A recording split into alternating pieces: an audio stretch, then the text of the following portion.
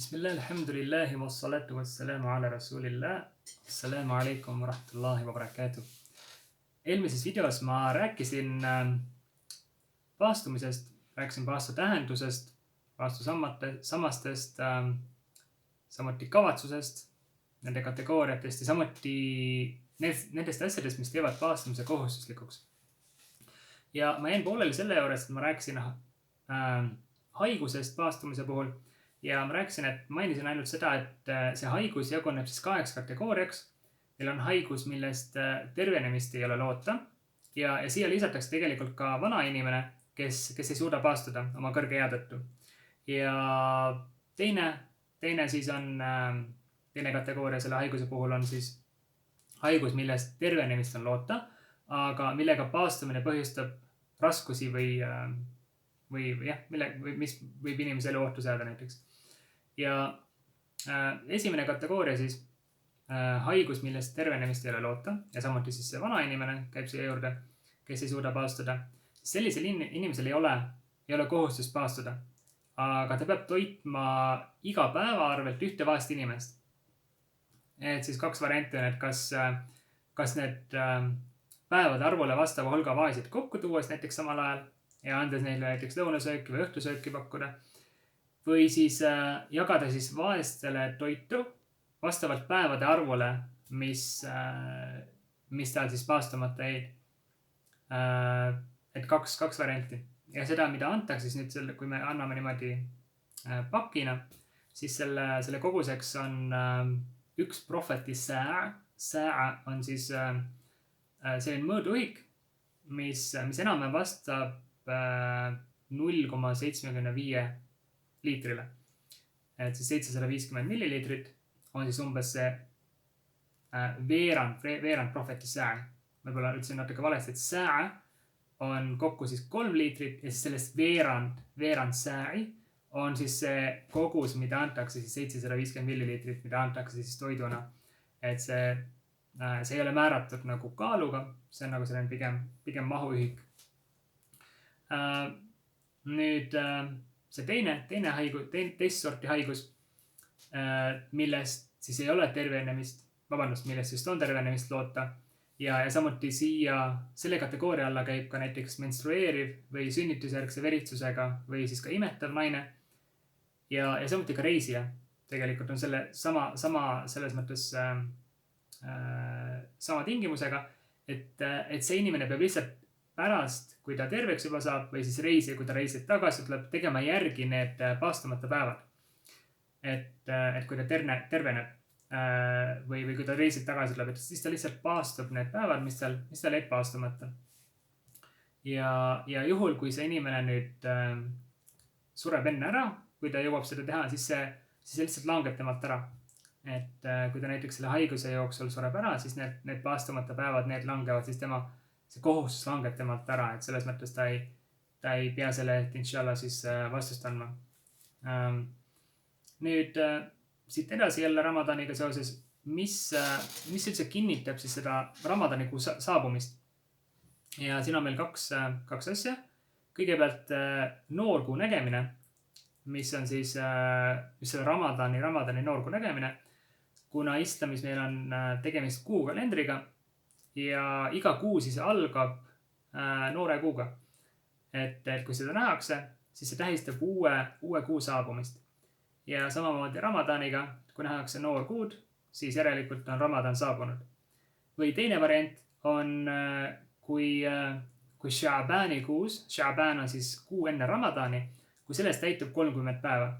Sest islami kalendris on võimalik, et ühes kuus on kas 29 või 30 päeva.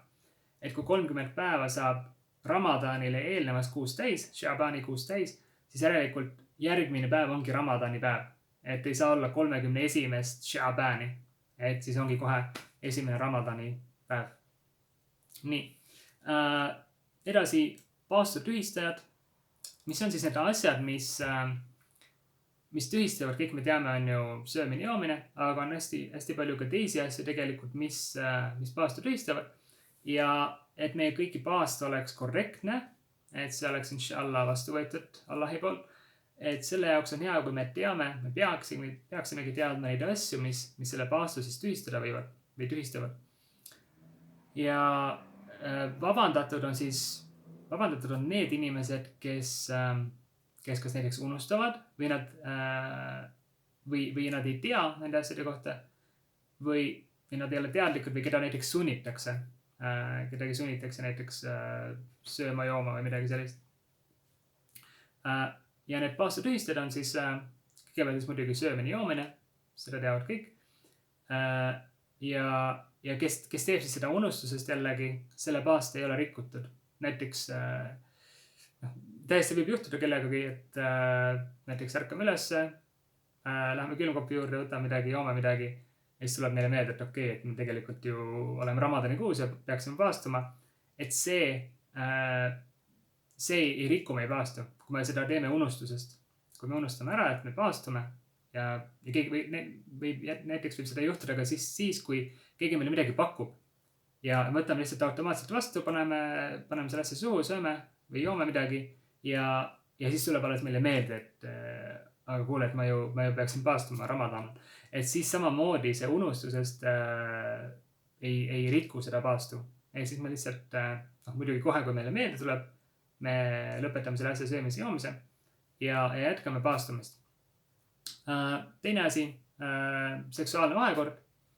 Ja siin eelmises videos ka mainisin seda, et kui seda nüüd inimene Ramadani ajal päevasel ajal teeb teadlikult ja kui tal on kohustus paastuda, kui on täidetud need kõik kohustuslikkuse tingimused, millest ka oli eelmisel korral juttu, siis saab talle kohustuseks, mida nimetatakse islamis nagu suurem patulunastus.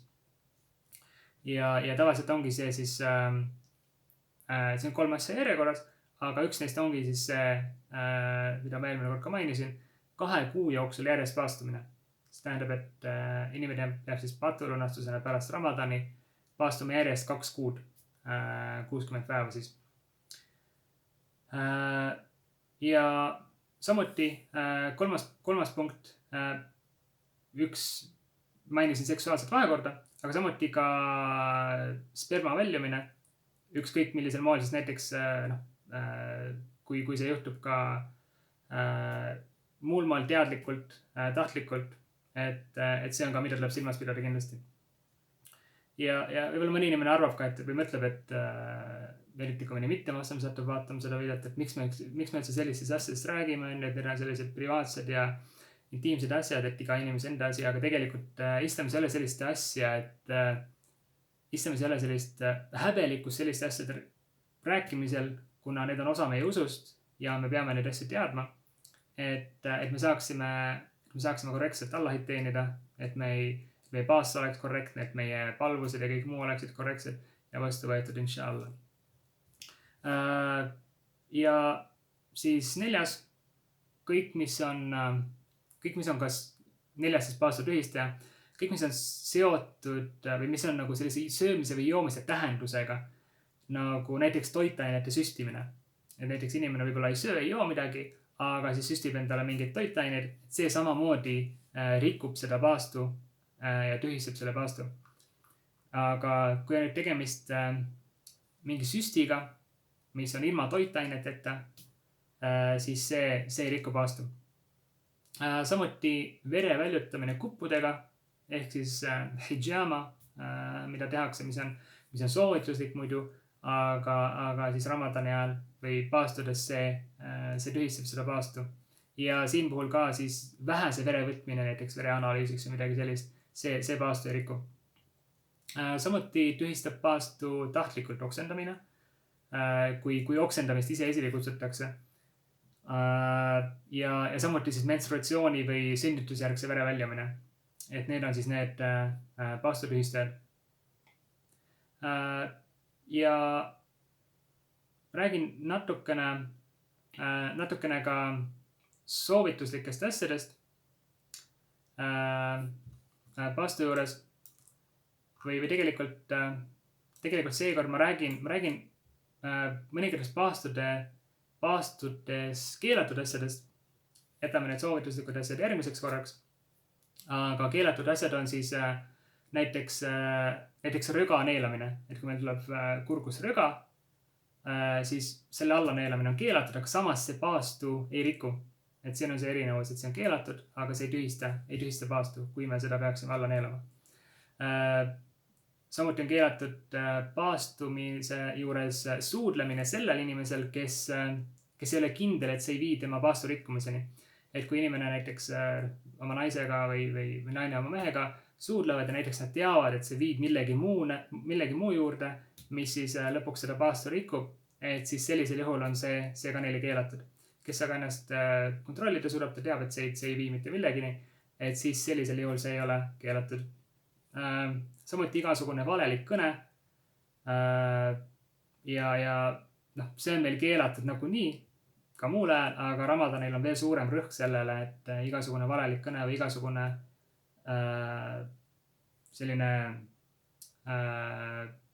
sõimamine ja mõnitamine, kõik sellised asjad on veel rohkem keelatud Ramadani ajal. Samamoodi me peaksime ka hoiduma igasugusest sellisest kannatuse puudumisest, kus me kergesti vihastame, peaksime püüdma ennast kontrollida. Samuti see kõik on hästi tähtis Ramadani ajal. Ja samuti on keelatud ka paastu ühendamine, mis siis tähendab kahe järjestikuse päeva paastumist selliselt, et öösel ei sööda jooda midagi. Et me näiteks täna hommikul hakkasime paastuma, nüüd me õhtul öösel ka ei söö ei joo midagi ja siis järgmise päeva paastume ka samamoodi. Et see on ka samamoodi keelatud.